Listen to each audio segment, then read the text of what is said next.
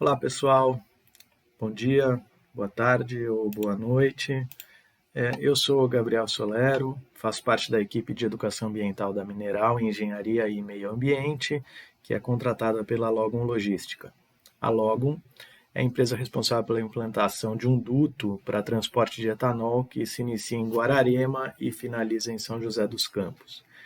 Entre as exigências do processo de licenciamento ambiental desse empreendimento está a execução de um programa de educação ambiental com atividades de promoção do conhecimento e conscientização da comunidade sobre a realidade ambiental local e regional. Em Guararema, a Mineral firmou uma parceria com a Prefeitura Municipal para a apresentação dessa palestra, sobre conservação do solo na Ecosexta. Eu preparei uma apresentação, em PowerPoint para nos ajudar a linearidade da ideia, mas também para servir de sistematização aí das informações para quem quiser eventualmente depois se aprofundar, ou preparar alguma aula, algum estudo sobre o assunto. Tá? Então eu vou projetar aqui e fico aqui do lado para que a gente continue esse papo nosso. Eu também optei por um material, por aprofundar um pouco sobre as questões, para não ficar apenas numa forma apenas muito banal, muito simplista sobre o assunto, aproveitando que é uma oportunidade, de trazer conhecimentos que a academia produz para as pessoas que têm interesse sobre esse assunto. Então, vocês vão ver que tem alguns passos aí mais acadêmicos, algumas informações realmente com mais profundidade, e eu vou passar por elas de maneira um pouco expedita, mas elas estão disponíveis para que depois possam pesquisar a respeito. Né? Então, vamos lá.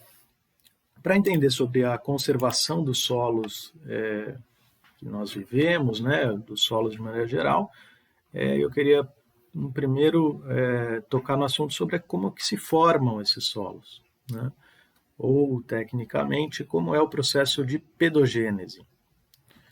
E localizar aqui a pedogênese, ela é o que forma o solo e, portanto, também aquilo que disponibiliza os nutrientes minerais para a vida na biosfera. Também o solo serve de substrato para que as plantas se desenvolvam e absorvam, então, esses nutrientes, inserindo eles na cadeia trófica. Na cadeia trófica, nas diferentes etapas aí da cadeia trófica. Então, essa é a importância, de maneira sistematizada, de maneira conceitual, do solo, da formação de solo no planeta Terra. E, basicamente, todo solo tem um material de origem, sofre um processo de intemperismo, então, a chegar até o solo que nós temos hoje. Esse é basicamente o processo. O que é o material de origem? São as rochas, os minerais originários aí de cada região, de acordo com o histórico geológico dessas regiões. E o que atua sobre esses minerais, sobre essas rochas, para se transformar gradativamente em solo? De maneira mais acentuada nas nossas condições tropicais, o clima. Então, a chuva que cai, que vai escoando e permitindo ali solubilização de alguns minerais, o fracionamento de alguns minerais e assim dissociação e retirada de parte desses minerais da rocha matriz, a umidade que atua ali, permitindo também o desenvolvimento depois de micro-organismos e de outras espécies vegetais também, que a gente vai ver a seguir, a temperatura, maior temperatura, a atividade biológica é maior, e também a variação de temperatura, que muitas vezes é responsável pela quebra em partículas menores de partículas maiores desses minerais de origem. Então, a oscilação térmica, a variação térmica de uma região provoca essa essa expansão, dilatação, né, e contração de materiais sólidos e que acaba por sua fragmentação. O relevo é também algo bastante importante, né, eu diria no nosso ambiente tropical é um segundo motivo aí de atuação do intemperismo. As regiões mais declivosas, inclinadas, elas permitem uma menor tempo de permanência da água em contato com essa região, com o material de origem, e também uma maior dificuldade de infiltração no perfil do material de origem da água. Então, enquanto as regiões mais planas vão permitir mais tempo de contato da água com o material de origem e um aprofundamento do perfil, levando a solos mais profundos, mais desenvolvidos, né? Então, isso também diferencia muito as características do solo. Uma região mais montanhosa, mais declivosa, tende a ter solos menos profundos, menos desenvolvidos, menos intemperizados. E, por fim, outro elemento na nossa região tropical que define muito o processo de pedogênese são a ação de organismos, em especial micro-organismos que vão modificando esse microclima local, né, do contato da água com a temperatura e esses micro-organismos com as partículas aí minerais, podendo acidificar e acelerar também o processo de decomposição e outras formas de atuação dos micro-organismos, até mesmo plantas, que as raízes vão entrando e rompendo alguns fragmentos, dependendo do material de origem mineral, ele também é frágil o suficiente para que isso ocorra, e os próprios animais também estimulam isso. Agora, é importante deixar registrado que do material de origem até um solo de fato se desenvolvendo com uma aptidão agrícola, né, ou para outros usos, isso leva muito tempo, né? É uma escala de tempo muitas vezes que dificilmente a vida, né, humana permite ver uma diferença. E a gente vai ver depois que o processo de erosão, que vai então destruir essa pedogênese, ele ocorre numa escala de tempo muito menor. Então, esse é o risco que nós temos. E nós costumamos tratar o solo, apesar de um recurso que ele sofre pedogênese constantemente, ele sofre intemperismo e constrói solo, né, constantemente, por essa escala de tempo ser muito grande, nós tratamos ele como um recurso não renovável, né? Então, aí está um quadro geral de como se formam os solos, né, e da importância do solo na vida na Terra. E aí, trazendo um pouco mais para a nossa região, qual é a condição climática que esses solos nossos se formaram, né? Então, aí eu trago como algo que vocês podem buscar depois nas cartas geológicas, né, o material de origem. Basicamente são granitos e gnáisses, que são um material muito parecido, que sofre uma metamorfose por pressão e temperatura, mas esse tipo de rocha de origem tem uma tendência, né, e na nossa região é fato, para a conformação de argissolos. Tá? E uma outra região que a gente tem muito, né, muito do município de Guararema, mas de toda a região do Vale do Paraíba, que é a várzea, né, dos rios, em especial aí do rio Paraíba do Sul, que é composta também por materiais de origens trazidos de outras regiões, né, pelo aluvião, pelo transporte e deposição de materiais que vêm de outras regiões a montante dos rios que formam, então, o Paraíba do Sul. Tá? Então, esse material de origem também é diverso e que aí vai formar nessa calha do rio e na planície de inundação do rio Paraíba do Sul um perfil de material de origem distinto da região como um todo.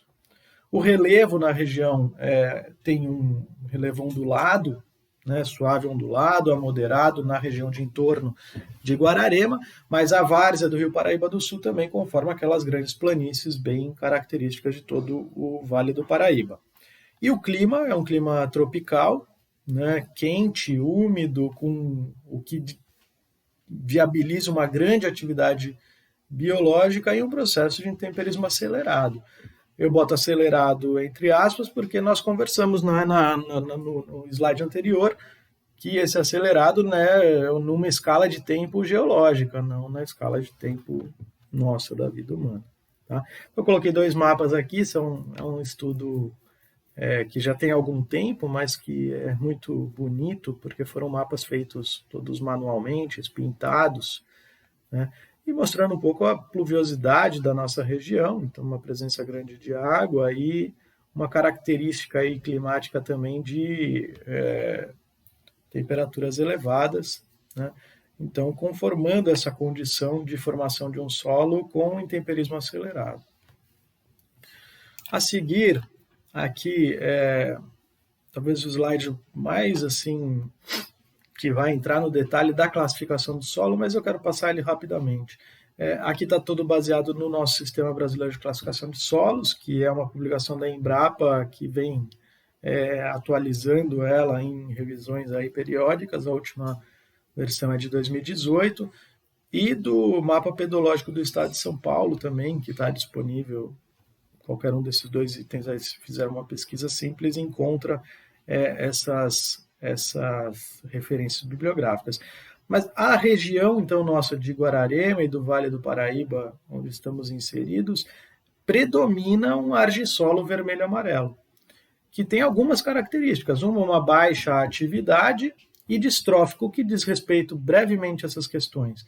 A baixa atividade significa que é um tipo de solo em que a argila possui pouca capacidade de reter, né, nutrientes, de reter minerais que vão sendo retirados da rocha matriz. Esse tipo de argila, né, que é conformado nesse argissolo nosso especificamente, ele tem pouca capacidade de reter esses cátions, né? CTC é a capacidade de troca de cátions.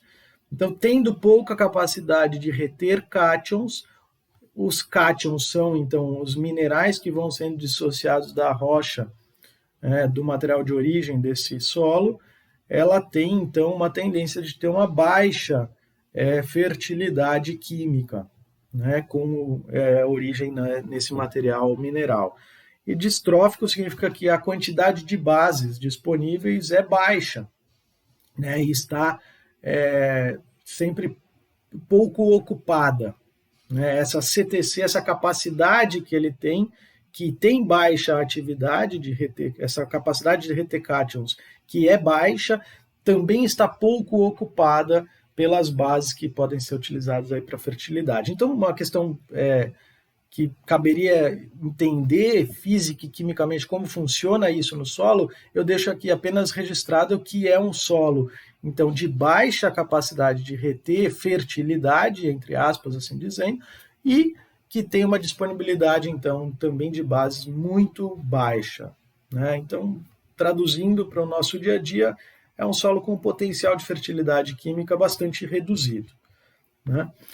Possui uma textura média, e aí de uma areia fina a argilosa, né? Também imagino que várias beiradas de estrada dá para perceber isso, né? Um pouco a textura desse solo, e tem um horizonte A, que é essa camada inicial, né, que tem uma influência da superfície muito grande e uma presença de matéria orgânica maior, de proeminente, né, algo um pouco maior, a incipiente, quase nada.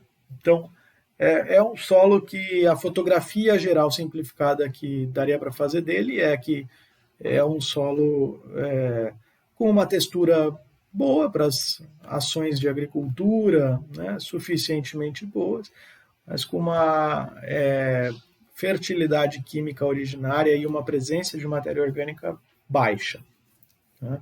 A matéria orgânica é outra fonte dessa de nutrientes que não é aquelas decorrentes da processo de pedogênese, mas da presença de matéria orgânica no solo e que pode ser, então, em decomposição, utilizada pelas plantas para o seu desenvolvimento.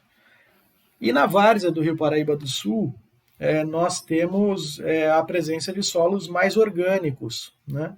E aí toda a área de várzea, que vocês já viram viradas, que os canais de drenagem abertos têm essa característica assim, de solos muito escuros. Isso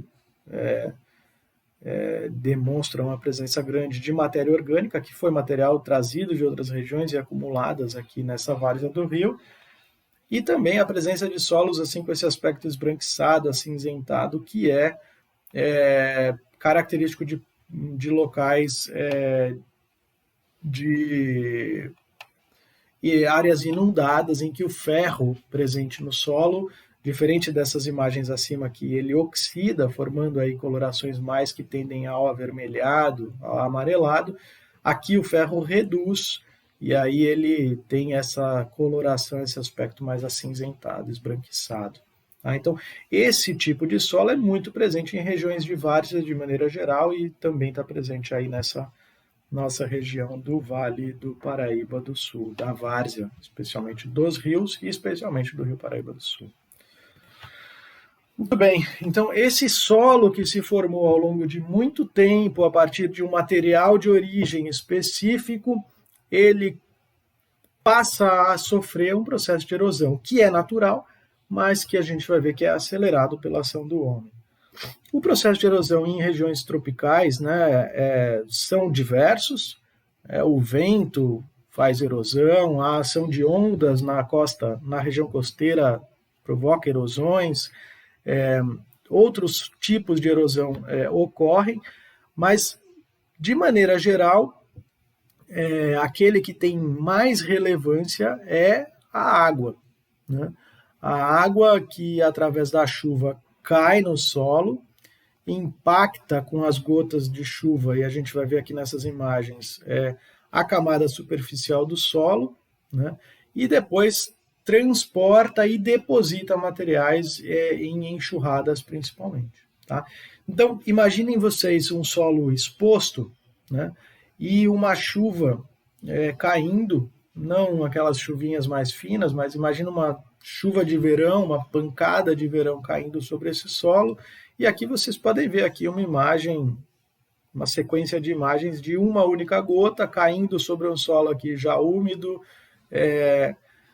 causando esse respingo todo, né? Uma desagregação desse solo, o desprendimento de partículas aqui e depois a deposição dessas partículas desprendidas. Isso tende a formar localmente, o solo ele desagrega com a gota de chuva e solta as partículas mais finas dele e vai, à medida em que essa poça vai secando, ela vai depositando no fundo essa argila, né, essas partículas mais finas, e faz um selamento superficial desse solo exposto. Tanto que é fácil de notar, às vezes, já há algum tempo que parou a chuva, as poças d'água persistem nas regiões em que o solo está exposto.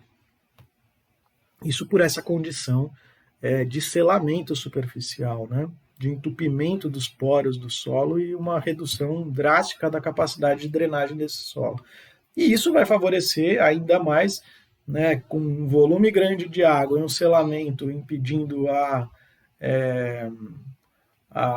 absorção de água no solo, vai favorecer muito a existência de enxurradas, que aí sim vai transportar não mais localmente, mas a longas distâncias, uma quantidade grande de solo que foi desprendido do impacto, né, solubilizado aí ou transportado não de forma solúvel na água dessa enxurrada e vai até um corpo d'água, reduzindo inclusive a qualidade da água nos rios. Né? Então, muito comum que numa região de solos mais expostos, o rio, após as chuvas, fique extremamente barrento, enquanto numa região com solos mais conservados, com solos cobertos por vegetação nativa, pastagem, vamos ver a seguir quais as que têm mais impacto na erosão, a água do rio não tende a ser tão barrenta, né?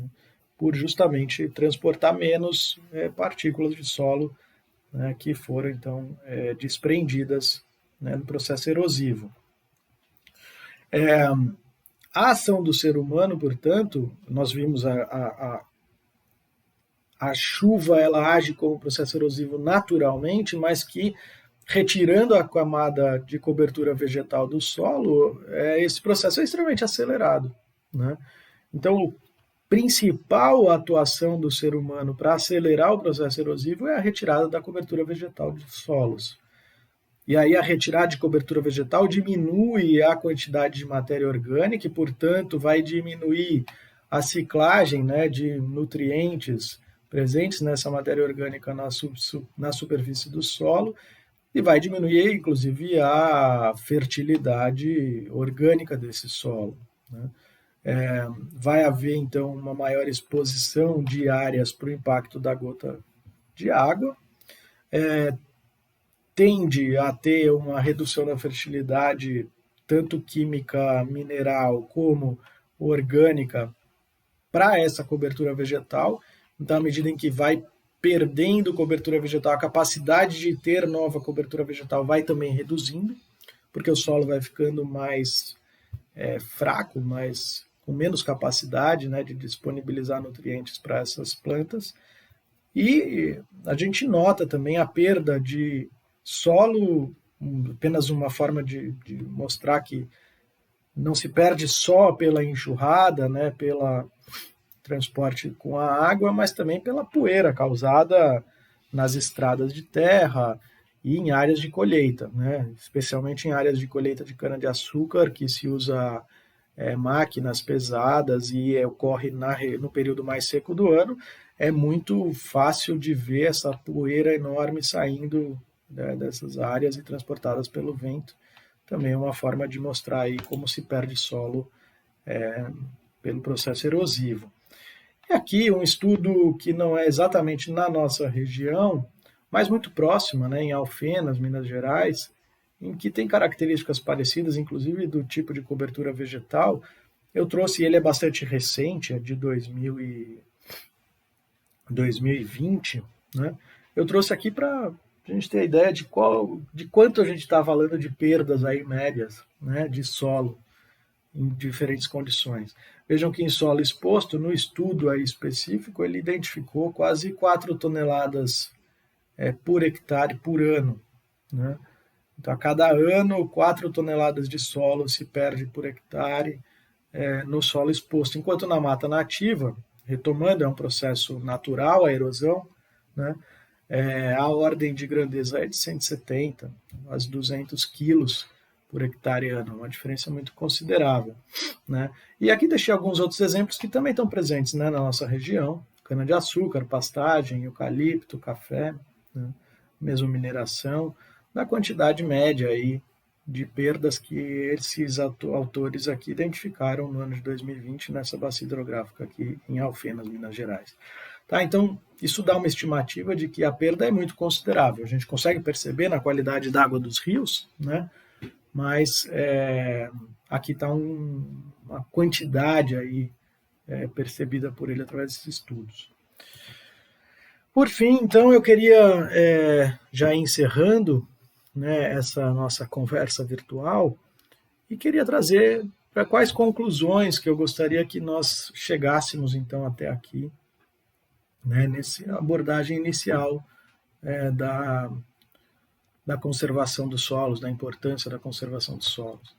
Então, que a região nossa de Guararema, mas também expandindo para o Vale do Paraíba, quase como um todo, essa região mais próxima ao rio, né, com um relevo mais suave e ondulado, possui solos maduros e bastante desgastados na sua formação. Então, o processo de temperismo avançou bastante na maturidade desses solos, nos entregando hoje um solo de uma fertilidade mineral baixa, né, e uma dependência grande, né, da cobertura orgânica para a garantia da fertilidade desses solos, né. É um solo que conta com uma estrutura original boa, tá? Nós não entramos muito no detalhamento dessa estrutura, dos horizontes, das camadas do solo, mas é um solo que tem uma boa estrutura original, mas que possui também um risco pela presença de argila, né, e pela impermeabilização causada aí pela gota d'água, né, e pelo transporte de materiais, possui um risco, então, de uma impermeabilização superficial e também de compactação, que não tratamos aqui, mas as atividades agrícolas, as atividades urbanas tendem a compactar os solos e que também impermeabilizam esse solo. E é uma região, né, que possui solos, então, originalmente com uma excelente cobertura vegetal original, bastante densa, que é a nossa Mata Atlântica. Então, originalmente, imaginem você aí um perfil de uma Mata Atlântica e uma gota d'água de chuva caindo lá em cima, né, em contraposição àquele solo exposto que nós estávamos falando nos slides anteriores. Né, com uma cobertura vegetal original de Mata Atlântica, imaginem quantos obstáculos essa gota vai encontrar antes de chegar no solo, né? Aí folhas vão reduzindo aí a sua energia, escorre nos caules, escorre nos troncos das árvores, para chegar ao solo com uma velocidade muito reduzida, com energia muito menor, para daí chegar na cobertura ali de serrapilheira, aquela cobertura de folhas que caíram das árvores, das plantas em cima, ou seja, ela vai chegar de fato em contato com esse solo mineral sem energia nenhuma, sem nenhuma capacidade de fragmentar essa estrutura do solo.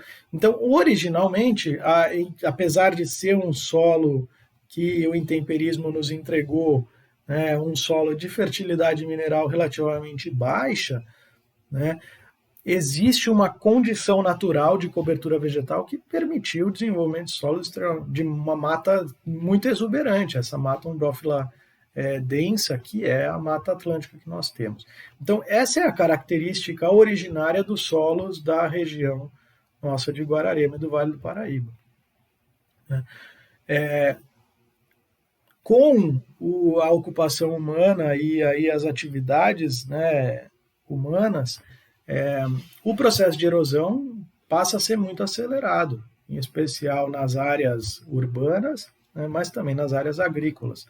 Urbanas com maior intensidade a degradação dos solos e nas áreas agrícolas talvez com menor intensidade, mas em áreas muito maiores. E quais são as ações, né, importantes de serem levadas em consideração para a conservação do solo dessa característica que a gente encontra na região? Primeiro, a manutenção, máximo que possível, sempre que possível, de cobertura vegetal no solo, né, reduzindo, né, a erosão a números aí tranquilos, a números que não reduzem, então, a capacidade das gerações futuras de ter um solo com fertilidade e capacidade de permitir, continuando a disponibilização de nutrientes para a vida humana. Práticas conservacionistas, tanto na agricultura como em áreas urbanas, seja na agricultura, né, uso de plantio direto, uso de cobertura vegetal nas linhas de culturas perenes, então garantir que entre os eucaliptos, entre os cafés, tenha-se, né, entre os pés de café e outras fruteiras perenes que temos na região, se tenha uma constante vegetação, seja para algum uso agrícola, ou seja, uma cobertura natural ou de gramíneas, mas também o uso de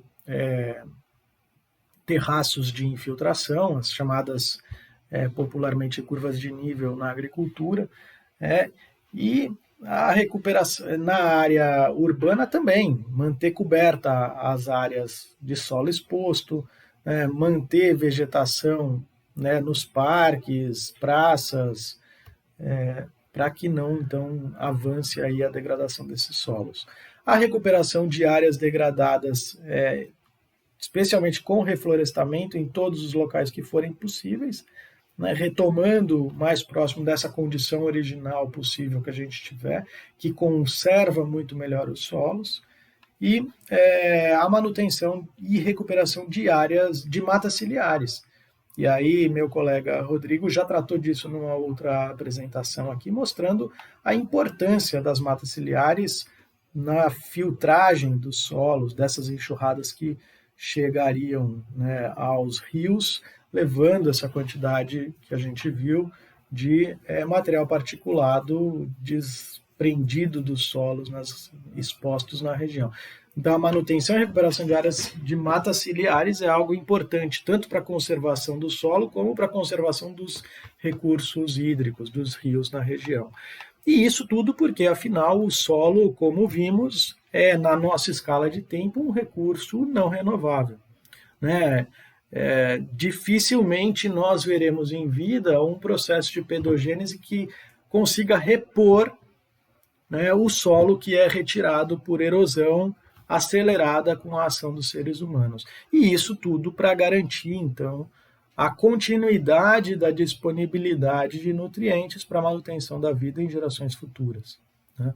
Então, é por isso que é importante a gente conservar os solos, porque ele é algo finito, algo que demora muito para ser produzido naturalmente e que, portanto, para estar disponível para as gerações futuras, ele é algo que deve ser conservado. Tá? Era aqui que eu queria chegar nessa breve apresentação. Eu agradeço muito à Prefeitura Municipal pelo espaço, né? Agradeço a Logum e a Mineral por fazer parte aí dessa equipe de educação ambiental. E deixo aqui os contatos da Patrícia, nossa coordenadora, e meu, para quem quiser aprofundar um pouco mais nesses temas que foram aqui tratados, né? Conhecer um pouco mais sobre o solo, seja na região, seja de maneira geral, eu fico à disposição para enviar mais materiais ou para discutir propostas, inclusive de preparo de aulas, caso alguém queira utilizar esses conhecimentos aí em aulas no ensino fundamental, no ensino médio. Muito obrigado, então, pelo espaço e fico à disposição. Um abraço e até logo.